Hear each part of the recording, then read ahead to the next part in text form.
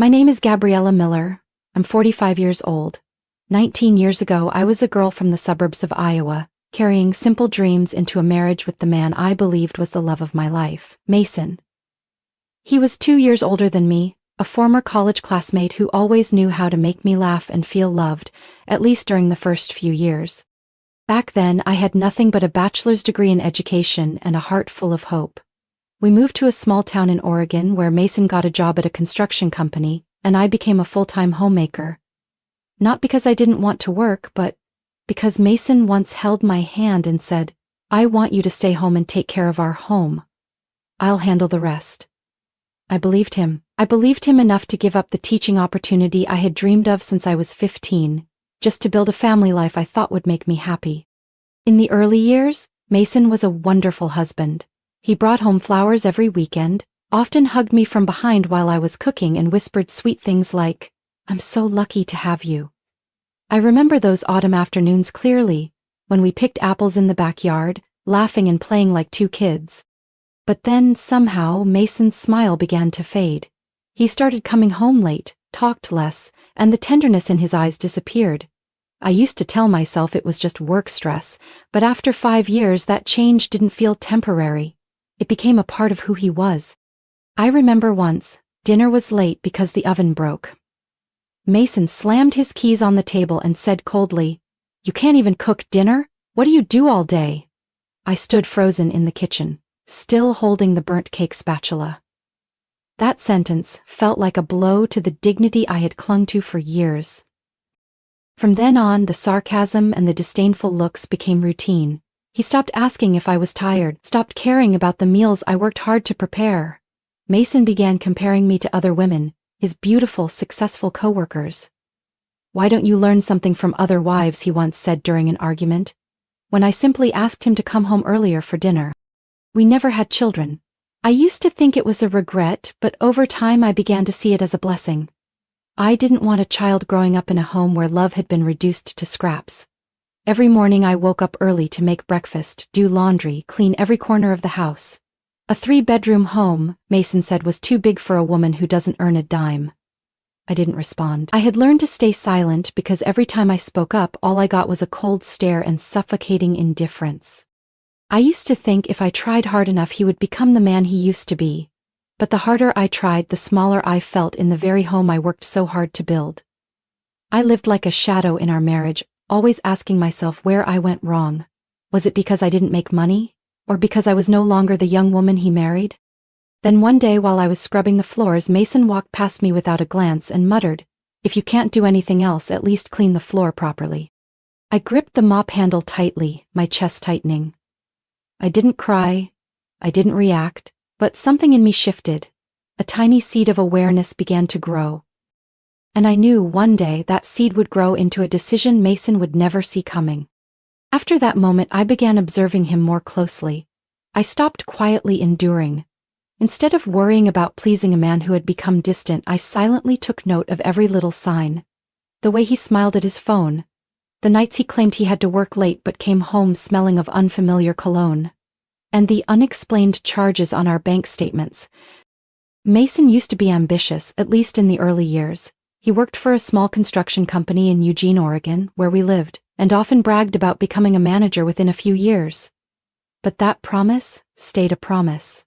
After 5 years, Mason quit because he didn't fit the company culture. Then, a year later, he quit again because his boss was too old-fashioned. Eventually, I stopped asking why. Every time he came home with that cold expression and the words "I quit," I just pressed my lips together and quietly adjusted the household budget. There was a time we had to sell our old car to pay off credit card debt. I started cutting back on meals, replacing steak with lentil soup and toast, trying to make sure Mason didn't feel the pressure. I even tutored neighborhood kids in the evenings to make a little extra money, but it was never enough to cover the months he was out of work. He never asked if I was tired, never knew that I sometimes slept on the sofa because I didn't have the strength to climb the stairs. Then last summer, Mason got a new job at a local real estate firm. The salary wasn't high, but he could earn commission if he made sales. He seemed different, dressed sharper, started wearing cologne he once called unnecessary. He even bought an expensive watch and said it was to impress clients. I didn't question it because deep down I still had hope that this was his chance to grow up and finally value our marriage. But instead of coming home for dinner, Mason started disappearing more often. Some nights he said he had to meet a client at 8 p.m., other times it was a networking event. I quietly made my own plate, sat by the window looking out at the empty street, listening to the ticking clock counting down the days of a crumbling marriage. One night while arranging flowers in the living room, one of the few things that brought me peace, Mason came home late looking excited. As he took off his shoes he said, "I closed a deal with a potential client named Ava. She's a big investor, probably coming back." When I asked, "Who's Ava?" Mason just waved it off, "Just a client, don't overthink it." But I couldn't stop thinking. Because that night, while picking up the clothes Mason left on the chair, I found a receipt from a fancy downtown restaurant, a place we had never gone together because it was too expensive. I started looking into things, not in dramatic movie-like ways, but with the quiet patience of someone who had grown used to listening in silence. I tracked receipts, his absences, even the moment he changed his phone password without telling me. I didn't tell anyone, not even my sister in Seattle. I felt ashamed, as if the cracks in my marriage were entirely my fault. One night I woke up and heard Mason chuckling softly while texting. The glow from his screen lit up his face. A face that no longer looked like the man I once loved, but a stranger. Cold, secretive, living a life I was no longer part of. I wondered if men, when they fall short of success, try to cling to something else to feel important again. When Mason was no longer the provider, did he need to be desirable to someone else to feel worthy? Whatever the reason, I was too exhausted to keep making excuses for him. Love should not make someone feel small every single day. That night I opened the drawer and took out a folder I had prepared long ago, something Mason never knew about. I looked at the printed pages, my heart heavy, but no longer trembling like before. The divorce papers were still blank, undated. But I knew that the moment I picked up the pen to sign them would be the moment I chose myself again. I tucked the folder into the secret pocket of my handbag where Mason never looked. To others, it might have just been a few meaningless pages, but to me, they were a shield. The one thing that made me feel like I still had some control in a life that had grown so unfamiliar. I hadn't signed yet, nor did I plan to file them just yet, but knowing I could, at any time, helped me sleep through those long nights Mason didn't come home. I thought my life would continue in that haze of doubt and waiting, until a phone call from my mother changed everything. It was a Tuesday afternoon. I had just brewed a pot of tea when the phone rang. The screen showed Mom, just like always. Her voice came through the speaker, still warm as ever, but today it held something else. Excitement. A hint of emotion. "Gabby," she called me by my childhood nickname, "do you remember the forest property up north that Grandma left behind?" I paused. "Yes, I remember, the one with the old wooden cabin, right?" "That's right," my mother replied, then hesitated. "She transferred the deed to you when you were 30. She did it because she believed you were the only one in the family who truly valued what matters."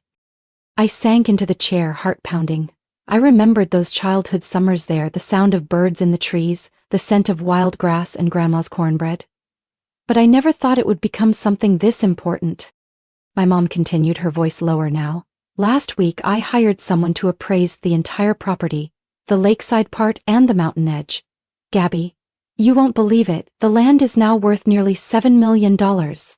My mouth dropped. "You said how much?" $7 million, maybe more if you sell during peak season. And if you count the little house in the city Grandma bought under your name when you graduated, you've got almost $9 million in real estate." I sat there, still holding the teapot that was growing cold, my mind swirling. Mason didn't know about this. I had forgotten about it myself. I never thought I'd need it. I had loved Mason so much I was willing to erase my own worth just to keep him. My mom gently added, "I don't trust Mason, I never have. But I trust you. And you should know, everything is in your name. No one can touch it unless you allow it." I thanked her, then sat quietly long after the call ended. Her words echoed in my mind like a wake-up bell. I had lived all these years thinking I had nothing, no career, no value, no future. But it turns out I had everything. And I had simply forgotten myself. That night when Mason got home, he tossed his blazer on the chair and said casually, "I'm going on a business trip to Bend for 2 days. Don't call, I might not pick up. I just nodded, hiding a faint smile behind my half-finished cup of tea. It had been a long time since I felt this calm looking at Mason. I no longer trembled when he acted irritated, no longer felt empty when he left without a kind word. After he went upstairs, I opened my laptop and began researching Oregon divorce laws, asset valuations, and top attorneys in the area. I wasn't going to tell Mason just yet, but step by step I had started preparing. I also called an old friend, Amelia, a family law attorney I went to college with. We hadn't stayed in close touch, but she had always been genuine. After listening to everything, Amelia paused for a moment, then said softly, "Gabby, if you need someone to represent you, I'm here. And don't feel guilty for protecting yourself." I thanked her, gently closed the laptop. Outside the window, a light rain had started. The drops tapped against the glass like the rhythm of a new hope.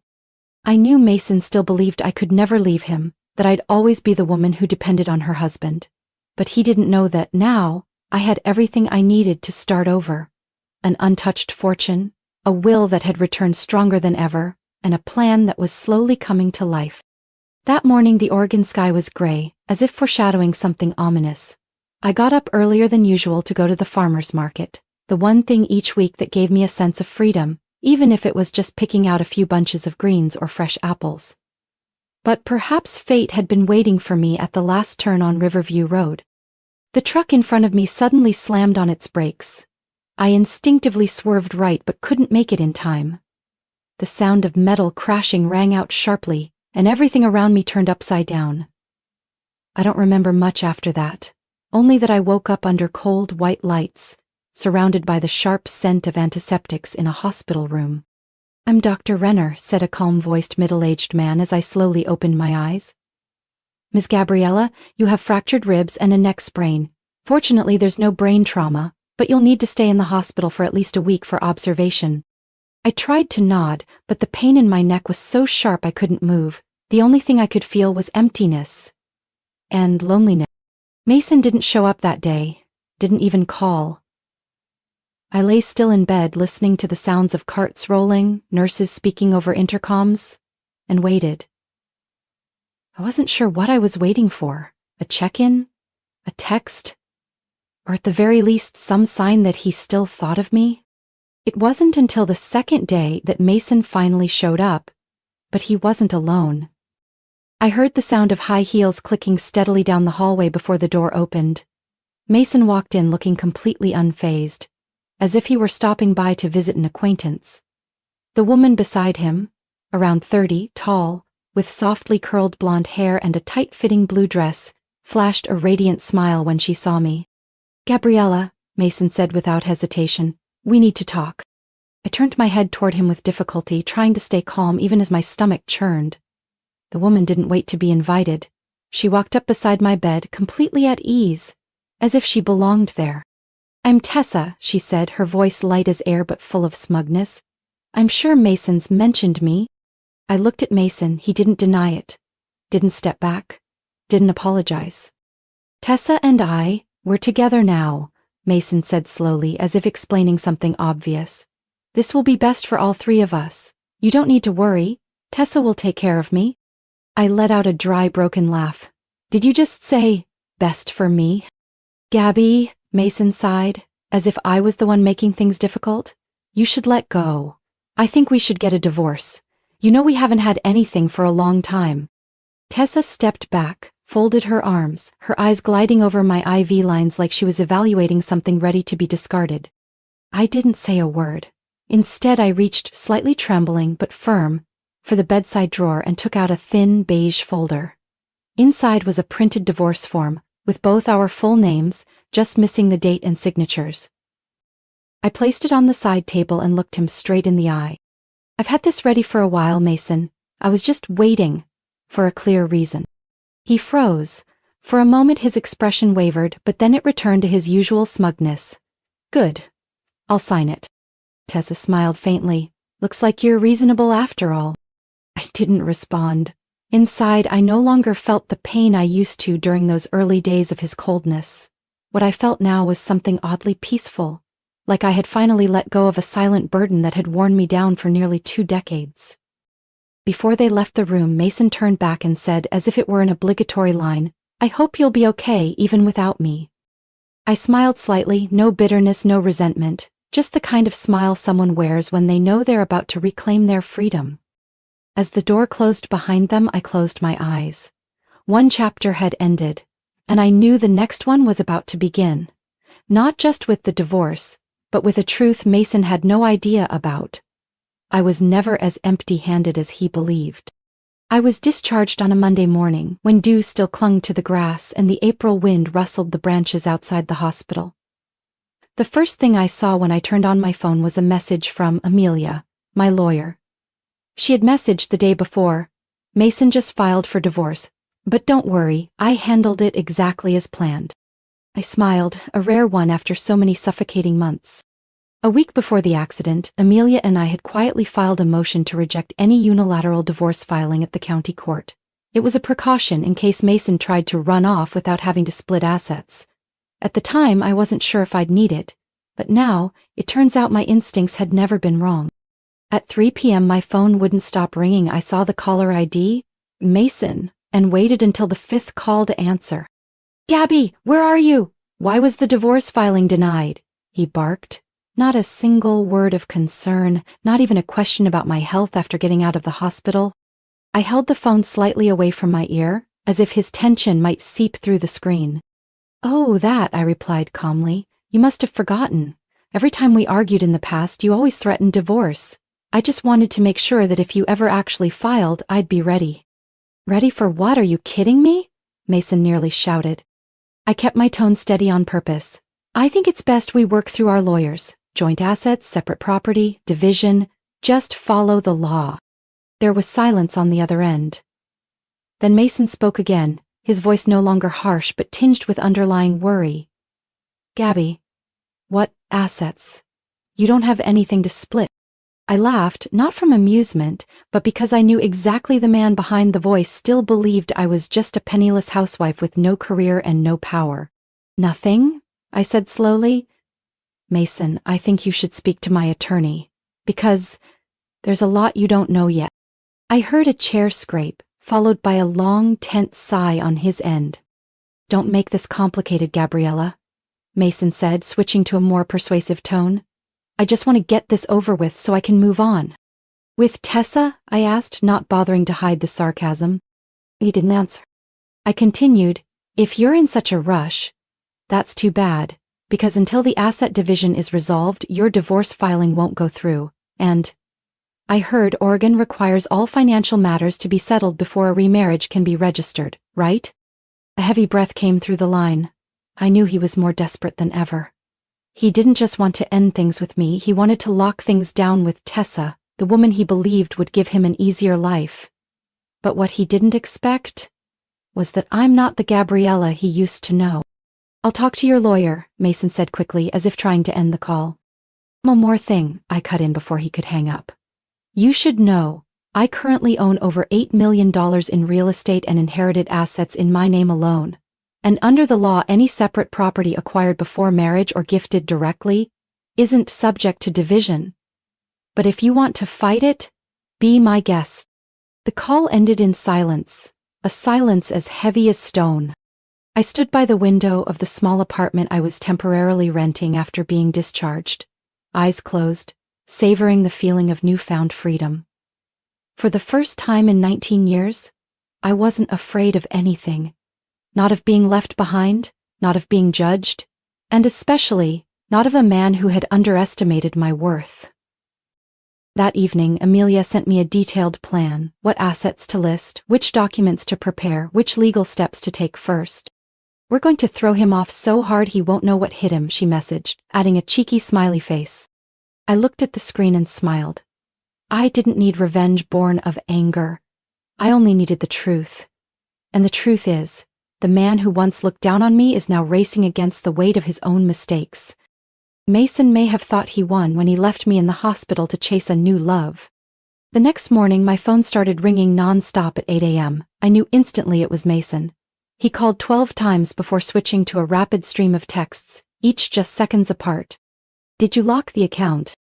I can't withdraw money. What did you do with my card?" Gabriella, answer me. I let out a long breath. Every word flashing on the screen only made me more certain I was right to notify the bank to freeze withdrawals from our joint account while I was in the hospital. Before I was discharged, I'd requested to fully separate the accounts and cancel his secondary card.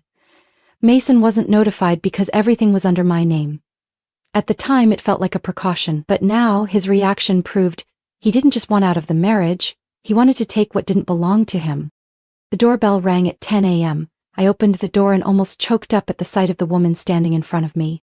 "Oh my God, Gabby. You look so thin," she said, then wrapped me in a hug. "Ali?" I stepped back in disbelief. "You really flew in from Denver?" Allison, my best friend from college who I once thought of as a sister, stepped into the apartment with a gift bag, and that familiar magnolia perfume. We had roomed together in the dorms and stayed in touch for over 20 years, even after moving to different places. When she heard about my accident, Ali immediately took 3 days off work and flew in. "Are you sure you're okay?" she asked as I poured us tea. I nodded, then exhaled, better than ever, but "There's something you should know." I told Ali everything, about Mason, Tessa, the divorce papers, and the assets Mason had no idea existed. She listened intently, never interrupting, only nodding occasionally. When I got to the part about Mason trying to withdraw money from my personal account and getting upset when he couldn't, Ali slammed her teacup down. "That's why you need a lawyer," she said, her tone sharp. "Mason's not just ungrateful, he's greedy." "But wait. Tessa?" I frowned. "What about her?" "Tessa Donnelly?" "Yes, why?" Ali narrowed her eyes and pulled out her phone. After a few taps, she showed me a picture. It was a family gathering, with Tessa standing beside an older woman I didn't recognize. "That's Tessa's aunt," Ali said. "I know her from a women's real estate investment group in Denver. She used to complain about her niece. Spends money like crazy, always dating older men to get ahead in life." I sat upright. "Are you saying Tessa targeted Mason because she thought he was rich?" "Absolutely, and I remember her aunt saying, that girl once faked a pregnancy to trap a doctor into marrying her. Didn't work, but shame was never her thing." I was speechless. Suddenly all the puzzle pieces connected in my mind.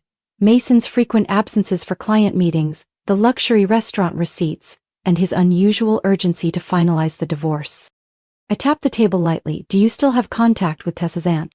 "Yes. What are you planning?" I looked at Ali, calm but resolute. "Start gathering evidence. If Mason thinks he can secretly funnel money to Tessa, or hide the fact that she lied about a pregnancy, then he clearly doesn't know who he's dealing with." That very afternoon, Ali and I met with my lawyer, Amelia. After hearing the story, Amelia smirked slightly. "If what Ali says checks out, we can expand this case to include financial abuse and fraud. Tessa's not walking away clean." Ali added, "I can schedule a meeting with Tessa's aunt this week. I think she'll cooperate if she knows her niece is about to ruin another person's life." I nodded. "Good. I don't want this to drag on, but I'm not walking into any traps either." That night, I received a text from Mason. "Tessa might be in some trouble. Can you withdraw the filing? We can talk it over like adults." I looked at the message, not even tempted to reply. There was no regret left in me, only clarity. The game Mason and Tessa started was no longer in their hands. The meeting took place on a Friday morning at a private restaurant on the top floor of a boutique hotel in Portland. I had asked Amelia to choose the location for its privacy and formal atmosphere, the kind of setting I knew would keep Mason and Tessa from acting out. When I entered the private meeting room, they were already seated across from each other at a long oak table. Tessa was just as made up as ever, but there was a flicker of worry in her eyes this time. Mason avoided looking at me, nervously fiddling with his water glass. Amelia sat next to me, set down her briefcase and looked directly at them. "Thank you for coming. Today we're here to discuss the terms of the asset division and issues arising from the divorce process between my client Gabriella Miller and Mr. Mason Miller." Tessa scoffed and leaned toward Mason, whispering, "I thought you said this would be easy." I tilted my head and offered a polite smile. "It will be easy. We're starting with the truth." As soon as I finished speaking, the door opened again. Ali walked in carrying a large envelope, followed by a familiar older woman, Mrs. Marianne Donnelly, Tessa's aunt. Tessa immediately jumped up, her voice panicked. "Aunt, what are you doing here?" Mrs. Marianne took a seat on my side of the table, placing the envelope down. You know exactly what you've done. But if you're going to turn someone else's life into your personal profit scheme, I can't stay silent anymore. I nodded in gratitude, then signaled Amelia. She opened the envelope and pulled out a series of high-resolution photos. Tessa entering a hotel hand in hand with another man, not Mason. Some pictures were in daylight, others at midnight. Additional photos showed Tessa at a bar, cozying up to a group of sharply dressed men, laughing and flirting. Mason visibly paled. He turned to Tessa, eyes wide. Tessa, what is this? Tessa stepped back, her voice trembling. They're just friends. Friends, Allie cut in. In 1 week where she claimed to be on business, I counted at least 3 dates with 3 different men, and according to her aunt, this isn't the first time Tessa's pulled something like this. Amelia presented another document. A statement from Mrs. Marianne confirming that Tessa had once tried to trap a doctor into marriage by faking a pregnancy. I crossed my arms and looked straight at Mason. And you still planned to marry her? That was fast considering you're not even divorced yet. Mason clenched his fists and said nothing. Tessa looked like she could barely stand, her eyes darting between me, Allie, and her aunt. Finally, she collapsed into her chair, mumbling, I'm sorry, I'm not pregnant, I needed someone who could take care of me. I'm tired of struggling. I didn't want to work my whole life just to barely get by. You plan to live by deceiving others? Amelia asked, sarcasm dripping from her voice. No, it's just, I thought Mason had money. I thought he'd give me an easier life. Mason looked at Tessa with a disgust I'd never seen before. Maybe, for the first time, he realized he had walked right into a glittering trap. Regarding the assets, Amelia said, steering the conversation back, my client has prepared full documentation proving that the inherited properties, both before and during the marriage, are in her name and not subject to division. However, per Oregon law, any joint contributions during the marriage will be reviewed in court. We're willing to work with the other party if they act in good faith, I added, calmly. But if there's continued avoidance, misuse of joint accounts, or any attempt to conspire for asset theft, I'll have no choice but to pursue both civil and criminal investigations. The room fell silent for a few moments. Then Mason lowered his head, for the first time in all of this. I'll sign everything. I'm sorry, Gabby, I was wrong. I didn't respond, because at this point apologies meant nothing. What I needed was a clean, transparent ending, and a new beginning, where I took the lead. Tessa was escorted out by her aunt. Mason signed each document like a machine. When the meeting ended, Amelia leaned toward me and said softly, Game over, Gabriella, now it's time to begin again. A week after that fateful meeting, Mason showed up at the door of my temporary apartment unannounced, no phone call. He stood there in a wrinkled suit, hair unkempt, eyes sunken from lack of sleep. In his hand was a bouquet of yellow tulips, the kind I used to like 15 years ago when we were still dating. Gabby, he began, his voice raspy. I've done a lot of thinking. I know I was wrong. Tessa, she used me. But you were always there for me, always good to me. Can we start over? I stayed silent, not stepping past the doorway. Things could go back to the way they were, Mason continued. I realize I can't live without you. I looked at him, for the first time with no love, no pain, just complete clarity. Back to the way they were? I repeated with a small laugh. You mean the days I was hunched over the stove while you were out to dinner with another woman? Or the nights I slept alone while you were texting someone else? It wasn't like that, Mason said quickly. I was misled. She lied to me about everything. I nodded. And now you expect me to save you from the consequences you created? I stepped back and closed the door between us, leaving only a narrow crack. You forgot one thing, Mason. I'm not your past anymore. I'm Gabriella Miller, the woman with nearly $9 million in personal assets, a top legal team, and a life that's starting fresh. Without you. I gently closed the door, not a single tear. News of our divorce quickly spread in the local real estate circle. Not because of me, but because of Mason. An employee at his firm leaked photos of documents showing he had used the company's account to pay for dates with Tessa. The company launched an internal investigation. Within 3 days, Mason was fired for ethics violations. Without steady income, he was forced to move out of his upscale apartment and back in with his parents in Spokane. But once his family found out he was facing a civil suit and owed me a large settlement for fraudulent behavior, they declared they could no longer support him. They even sent a separate attorney to request removal of their names from a prior loan guarantee. And Tessa?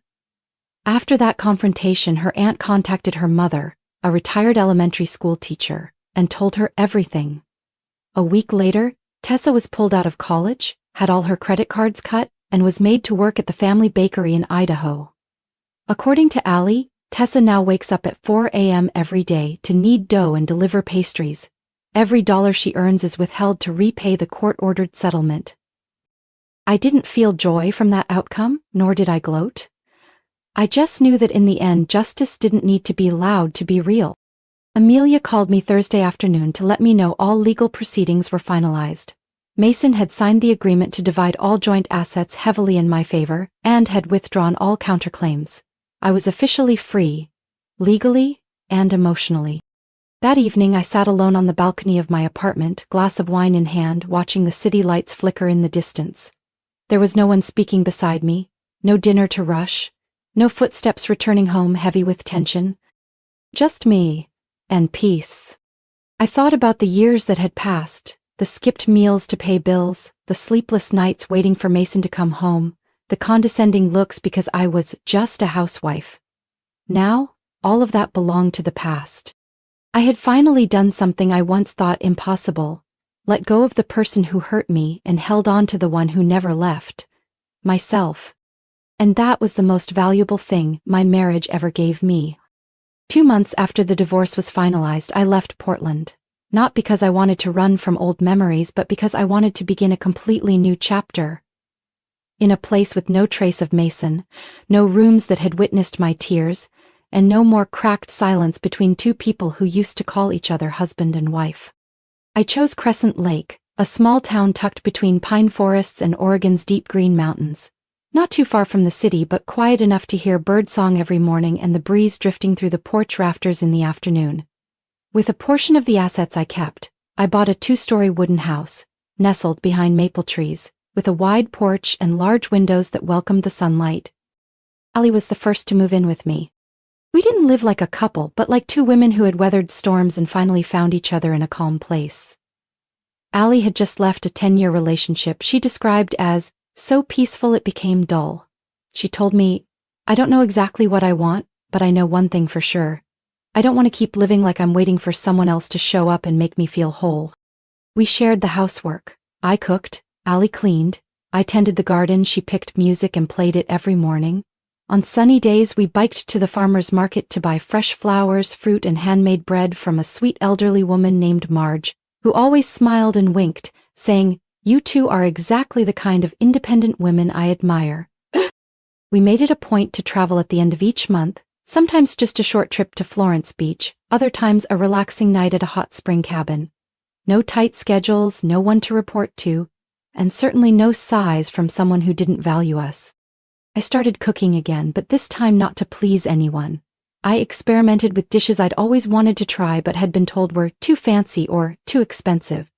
Allie would often stand behind me with a glass of wine in hand, watching like I was putting on a private show.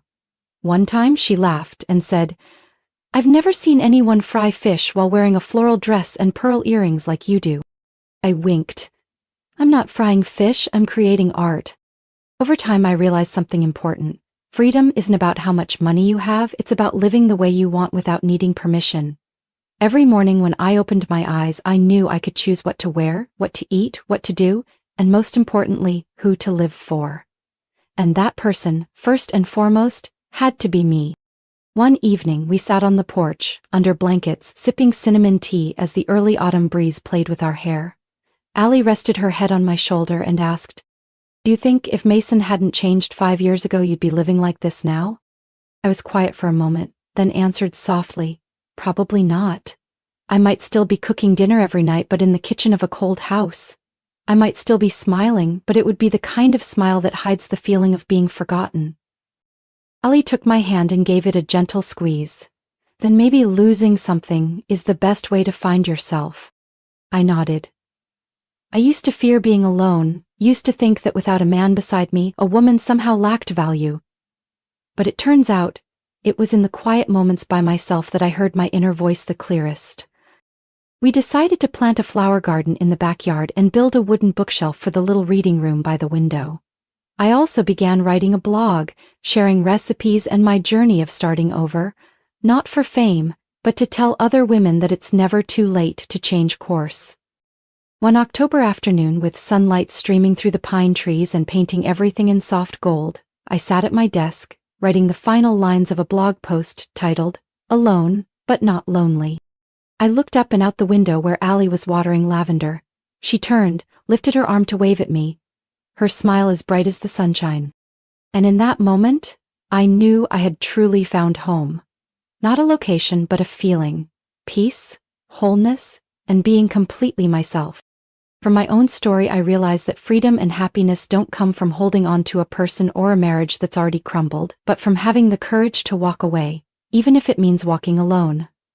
I once believed that being a devoted wife was enough, but the truth is, a woman's worth doesn't lie in sacrifice, it lies in self-respect and the ability to take charge of her own life. Now I live lighter than ever, needing no one's permission to simply be me. What do you think of Gabriella's journey? Have you experienced something similar? Share your thoughts below and don't forget to follow the channel for more meaningful stories about life and family relationships.